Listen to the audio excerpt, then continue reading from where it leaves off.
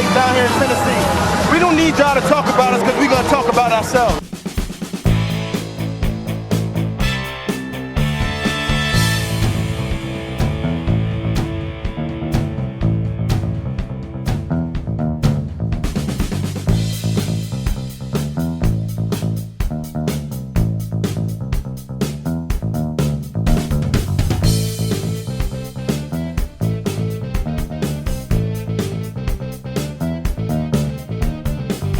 We told y'all. Well, Jake, here we are. Titans Tube here coming at you. My name's Justin. This is Jake. We're a couple days late, getting out our Monday recap here. But it's the bye week, okay? We took a little bye week vacation. We needed some time to ourselves because we've got a lot of reflecting and thinking and just wondering what we're doing here, Jake, here at Titans Nation. Titans go to London, and what do you know? Fall to the Baltimore Ravens. It was 24-16. 24-16. 23-16. 20. Okay, I don't know. I think I just zonked out, and I don't know, man.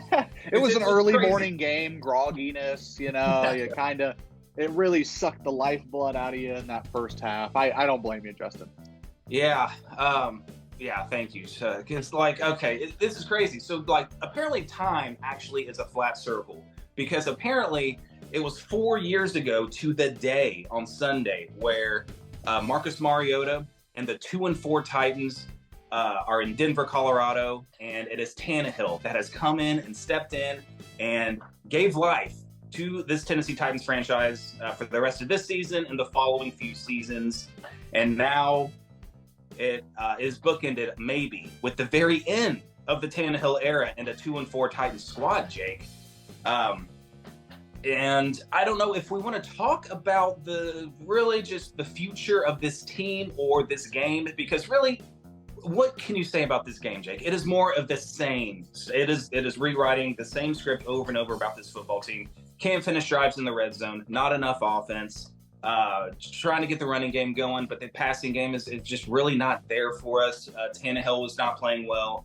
Offensive line, what are you going to say? Nick Folk is still perfect on the season. It's just the same kind of game we've been seeing. And we get behind early, we can't catch up, and we can't cash in the red zone, and we're settling for field goals. And that's it. That's spelled doom. That's spelled doom. This team can't survive on field goals, Jake. We have to be scoring touchdowns, and this team doesn't do it. We found ourselves in a 2-4 hole, Jake. I'll give the floor to you.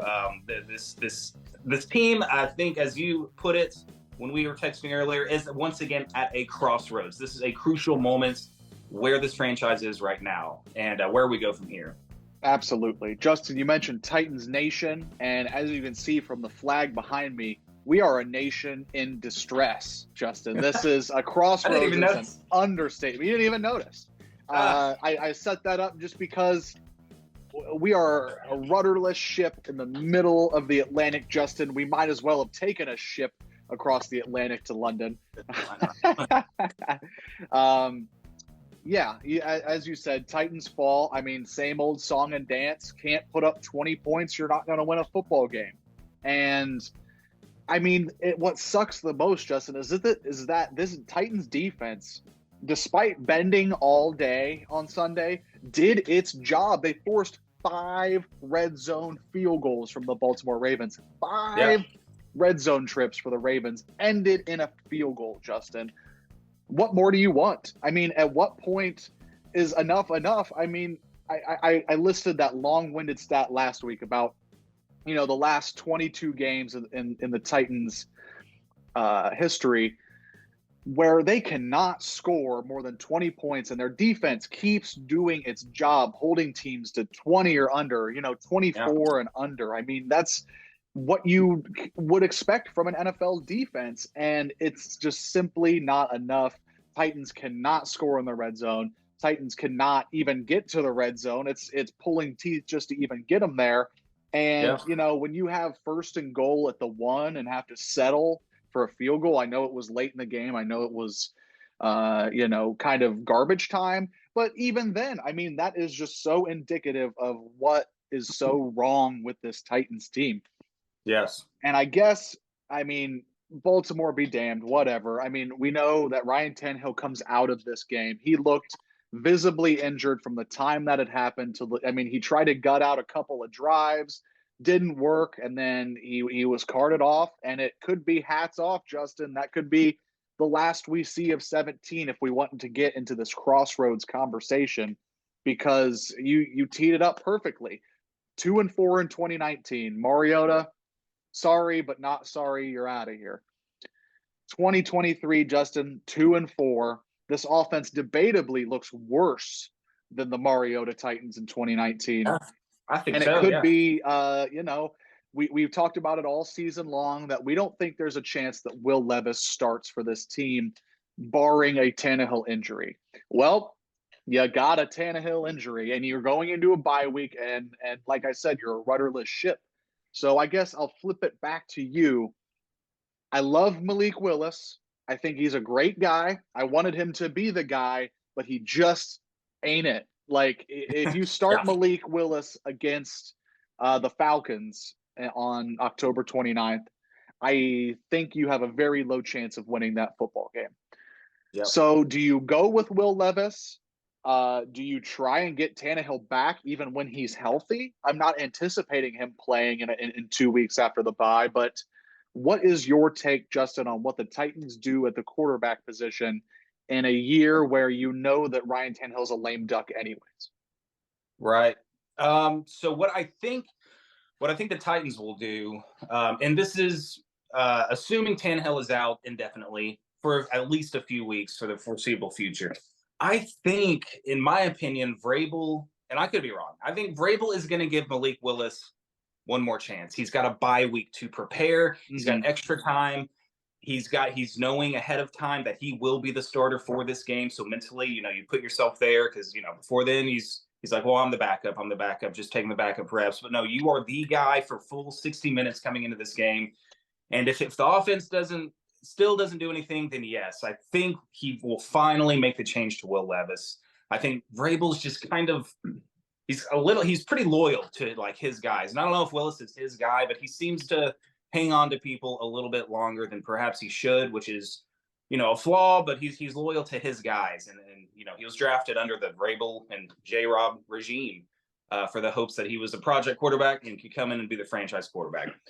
Having said that, I think all the fans are on the same page at this point. I think we've seen enough, man. Like, like you said, I like Will Levis, I like Malik Willis. Dude, what a good guy. He's always like super positive. He seems like a great guy to be around. Like, Mariota was a really nice guy, but dude, you got to be a good football player off the field to win games for people to really get behind you. And dude, you're right. He's just not it. The troubling thing is like he hasn't developed at all. Like, what was all the talk about the offseason about, oh, Malik Willis looks like he's been putting in work. Well, whenever he's under the bright lights, whenever it's go time, it's game time, and these snaps actually count and matter, we haven't seen any progression, man. He holds onto the ball. He will not throw the football. He took 4 sacks in what was it, a quarter and a half or something, which was twice as many as Tannehill took. There was actually an interesting tweet that one of my friends sent me, breaking down a couple of offensive plays where Malik was in the game. Titans were trying to make a comeback bid, and DeAndre Hopkins was wide open running a route, and twice I think both plays were DeAndre Hopkins, like around the sideline, and then Malik just bails. Even if he has a little bit of pressure coming in, he'll just bail and try to make something happen with his legs. 3-yard gain, 5-yard gain, whatever. Meanwhile, DeAndre Hopkins is open, has a 15-yard opening down the field, or he's like 20 yards down the field, and nobody is within 15 yards of him, is what I'm trying to say. So he hasn't he can't read a defense. I don't think this guy can see the field. Yes, you like his physical attributes. He has strong arm, and he can break tackles. He can break out of sacks. It's like, oh, it's actually pretty fun and surprising to see him do those things, but he can't make anything happen with his arm, Jake. And that is the same exact thing that we've been seeing, that we saw all of last year in his rookie season. And we even saw through the preseason. He didn't really show us much improvement in the preseason, I don't think. And And then him coming in relief of Tannehill of this game was just kind of the writing on the wall. Like, we got to try something else. He has not improved. He can't see the field. He doesn't, he can't go through his progressions comfortably and make something happen. And he just defaults to bailing and making something happen with his feet. And that's just not going to win you any football games, unfortunately. So I'm ready to throw Levis out there and just see what happens. I hope Will Levis, see some snaps and is ready. I know the bad thing is that he didn't get a lot of playing time in preseason. He played in one half of one game, I think the first game, and he was out with an injury. So not hardly any experience for him. Would throwing him in this early without many reps, would that be potentially bad for his overall career? Does he need to be more slowly brought along, or will it be good for him to throw him in the fire? I don't know. You never know. We'll just have to see, I guess, at some point. But I think we're all clamoring. I mean, we need a spark at quarterback for this team, and Will Levis is literally the last option. If Tannehill can't go, and Malik Willis has proven time and again he cannot get the job done. He can't put us in the end zone like you were talking about at 1st and goal at the 1 yard line. I think we had a penalty, a holding penalty or a false start, and then he took a long sack, and I mean, we're just backing up. And so, I think I'm done. I'm done with the Malik Willis project. We wasted a 3rd round pick, man, on this guy, and that could have been a quality receiver or somebody that could have helped this football team. But unfortunately, I think I'm ready for the project of Malik Willis to be done. I'm ready to see Will Levis, dude, and hopefully I'm wrong. Maybe Vrabel will give the reins to Levis. He has the bye week. He can take this extra time to get extra snaps, extra reps, film study, whatever he has to do. That's where I'm at. I think a lot of Titans fans, there are a lot of Malik apologists out there. They're like, "Oh, you just give Malik a chance. I mean, yeah, put him in. Let's see if he can spark us." And I think this Baltimore game has quieted pretty much 100% of them. Like, he's not going to be the guy to get it done. So I think we all want to see Levis at this point. So I feel like we're in desperation mode. 2-4. Yeah. I mean, put him out. I mean, and we've reached a point, Justin, where it's either you put in Will Levis. I mean, you traded up for the guy. Talk about setting draft picks on fire, Justin. Oh my God. I mean, people are starting to dig up the 2020 draft, 2021, and even this latest 2022 class.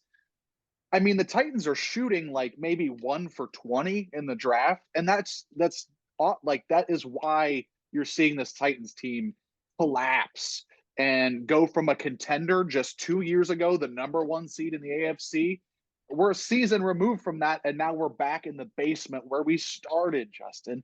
Man. It's awful. It's awful. And it is a direct result of going 1 for 20 on your draft picks. Like Spears might be the best draft pick we've had in 3 whole classes. And he's the backup to Derrick Henry, your best player. So it's frustrating from a roster construction aspect that we've seen this problem. It's kind of like a mole on, your arm, and you're just like, oh, it's okay. And then the next draft class, it got a little bigger, and we're like, okay, maybe we'll go to the doctor soon, but not yet. And then the next draft class, it gets a little bit bigger, and then all of a sudden you have a big problem.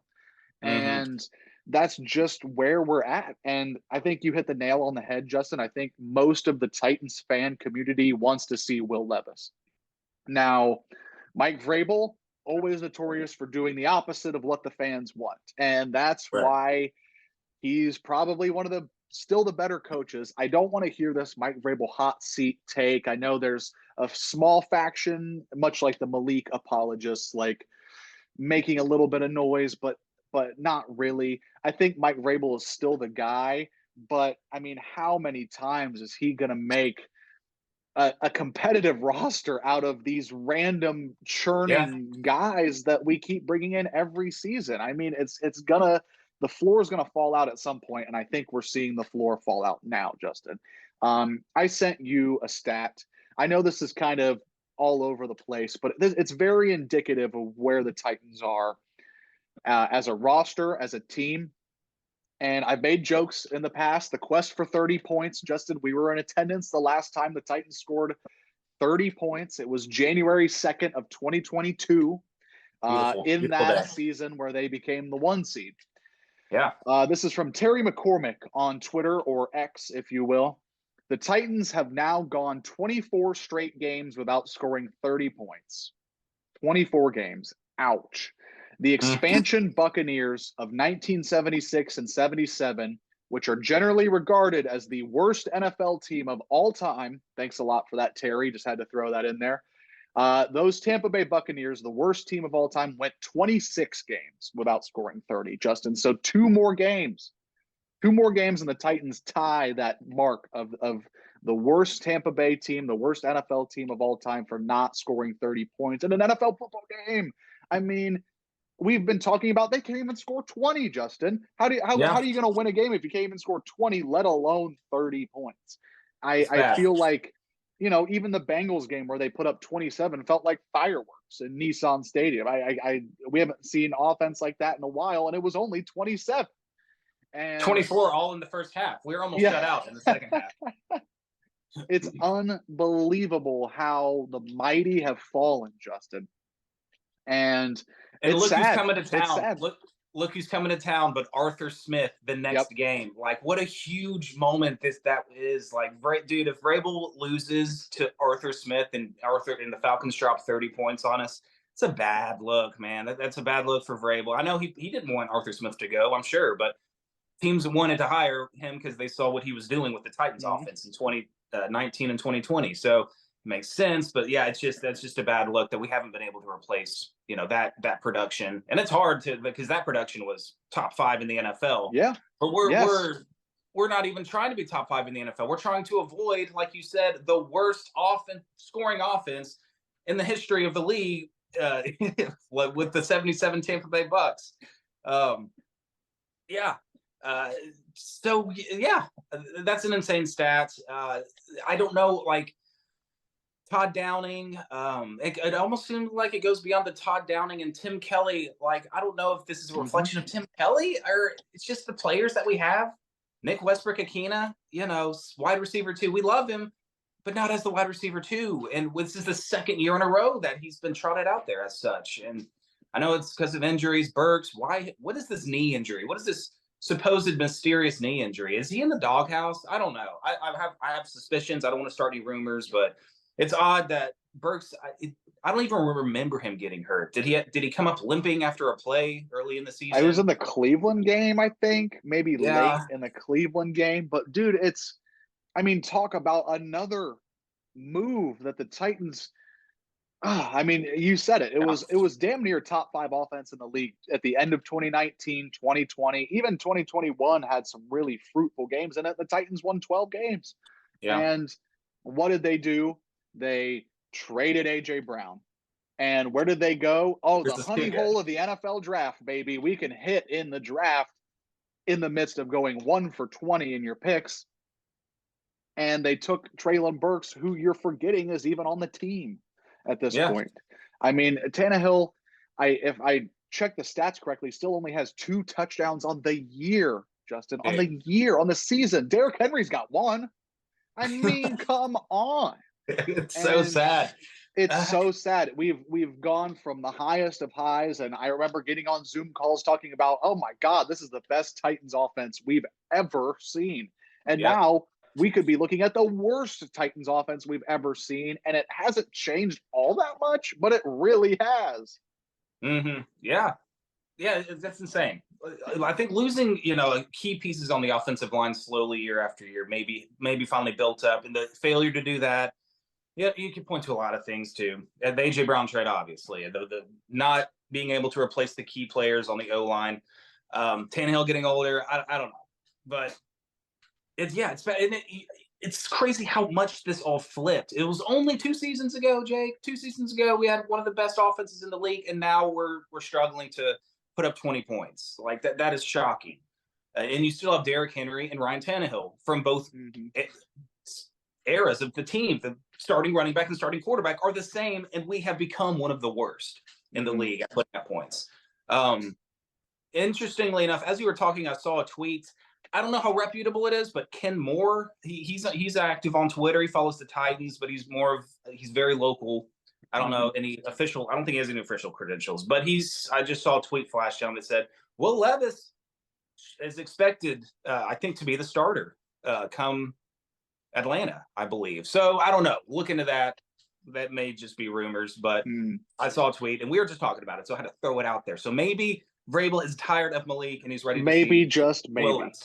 I mean, at some point you have to, hit the button. I mean, we've talked about the panic button throughout the first 6 weeks of the season, Justin. It's time. It's time to panic and officially blow something up. I don't know if that results in the fire sale that we're seeing, speaking of tweets and rumors and things bubbling up. But how do you feel about a Titans fire sale at this point in the season? Because you look around your assets. Kevin Byard not getting any younger. DeAndre Hopkins, I know he's just had a cup of coffee here, but he's probably one of the better bargaining chips you have on the team. He's proven himself to be a very quality high-end wide receiver in the league. So he's probably helped up his trade value for sure. So that would be good for the Titans. 100%. And, if you're not going to win this season, you're looking at your other big contracts, which sadly takes me to Derrick Henry, who's, I think, in the last year of a contract. Maybe he has one more year on the tail end of this, but with options. So that makes me incredibly sad. I think they could get more for Hopkins than they could for Henry at this point, as he's a 30-year-old running back, and the NFL avoids those like the plague. And then nobody's going to trade for Ryan Tannehill now. So you have a lame duck QB for sure would be trade bait. I don't want to see him go. It's all those guys you don't want to see go. I mean, honestly, Kevin Byard, hometown guy, mayor of Murfreesboro, Justin. Derrick Henry, your franchise cornerstone player. I mean, I would probably choke up and have misty eyes if I saw Derrick Henry trade coming across the screen, because as badly as I want him to retire a Titan and stay that franchise guy, I mean, I get it. I mean, the Titans are a lame duck football team. Not only do they have the lame duck QB in Tannehill, but I feel like the whole squad this was it. They were going to try and field a competitive team this year, but the pieces are in place to completely wipe the slate and move on in 2024. So how soon do you do that? I don't think the Titans are going to have a fire sale. It wouldn't surprise me to see Autry or Hopkins maybe go, but it's tough, man. I don't know. How do you feel about trading assets? Spears has proven that you can get production at the running back position. So maybe the coaches are looking at that too, and that could help the case if they wanted to trade Henry. I mean, I would hate to see it. Like you said, it's about connecting. It's about the players and connecting with them, and the sentimental value I get from seeing Derrick Henry and Kevin Byard, lifelong Titans fans. You want to see them stay with the team, retire the team, a la Keith Bullock, not Eddie George. He went to the Cowboys for one season, that idiot. Or who else? I don't know. Taylor Lewan, I guess, even though his career was cut short. Michael Roos, the previous left tackle. So, I don't know. But I think you want to keep – you don't want to make any big moves yet. We still have a lightning in the bottle with Will Levis, possibly. What if we trade these guys and Will Levis comes in here and he starts slinging it around and making us competitive again?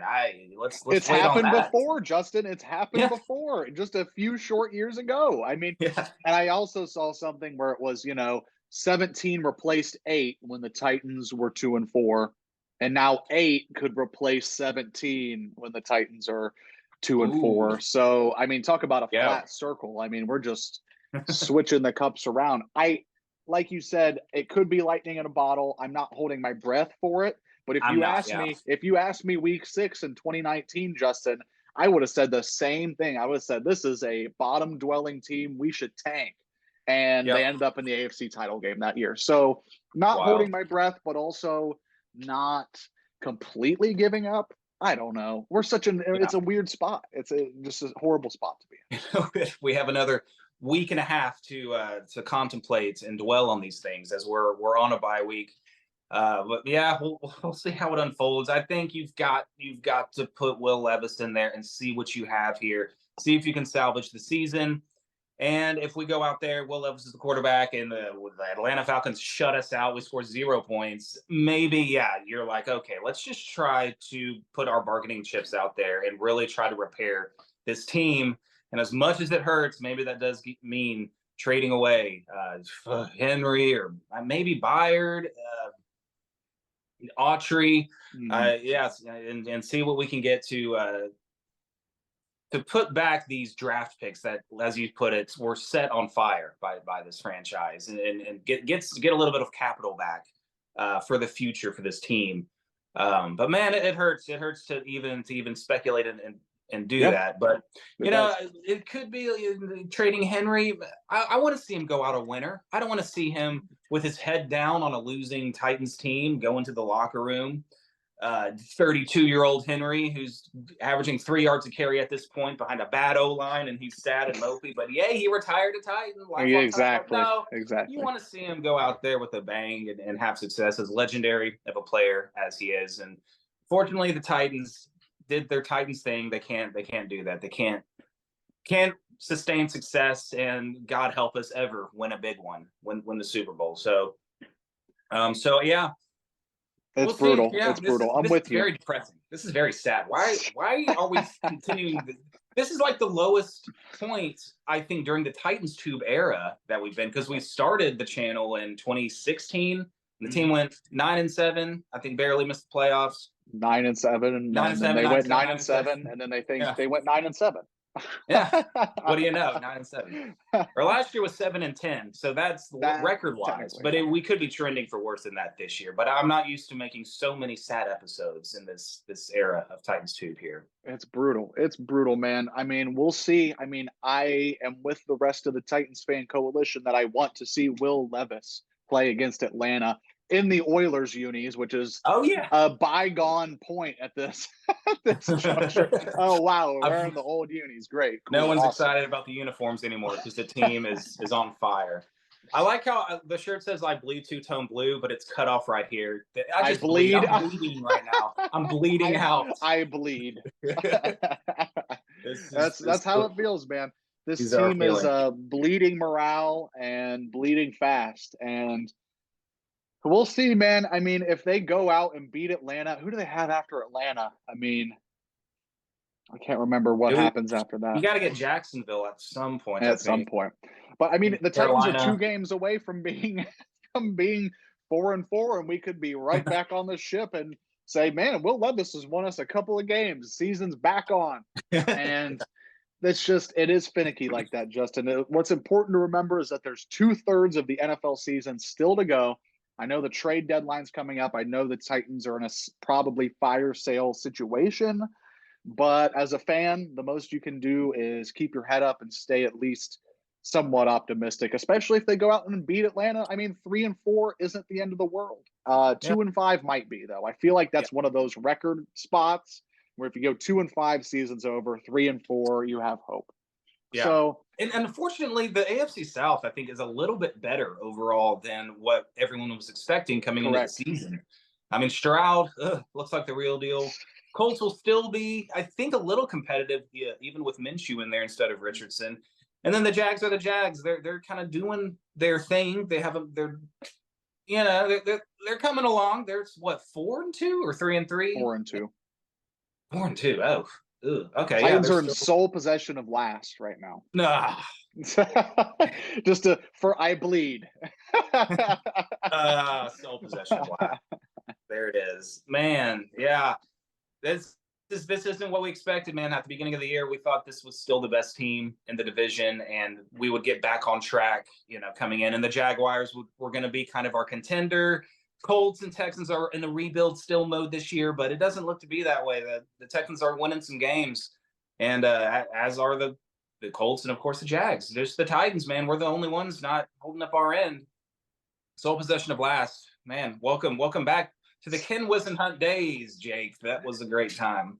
Hello, darkness, my old friend. A beautiful little Zoom melody there, a little harmony that we had there. I mean, we're the Simon and Garfunkel of Titans YouTube, perhaps. If we listen to the Falcons, me and you should just sing that song, and that just be the episode. Just sadly recite that. That's good. I got my guitar right here. I got it ready to go. I'll have it tuned up just in case. Break glass in case of emergency. Justin, do you have anything to take us to the barn in this bye week? summary of keep your head up, shit. guys. Keep your head up. It's okay. We have Will Levis out there. He's warming up. He's getting ready. We'll be fine. We'll be fine. We're gonna turn this thing around, guys. Yeah. It's fine. So Everything's happy. fine. All right. Yeah, the fire's around us. Everything's Comment, fine. subscribe. Everything is fine. All that jazz. Even Tighten with the up. upside down flag, we're tightening up. Even as still. though we're a nation in distress, we need to tighten up, not down. And we will see you guys come the Atlanta game. And good Lord, it might be a very different season. It might be a very different team come that time. So if anything happens, we'll do a little emergency episode. But other than that, we will see you after the Atlanta game. Will Levis, if you're playing, man, Godspeed. I know you're watching this. Godspeed. God help you. And go Titans.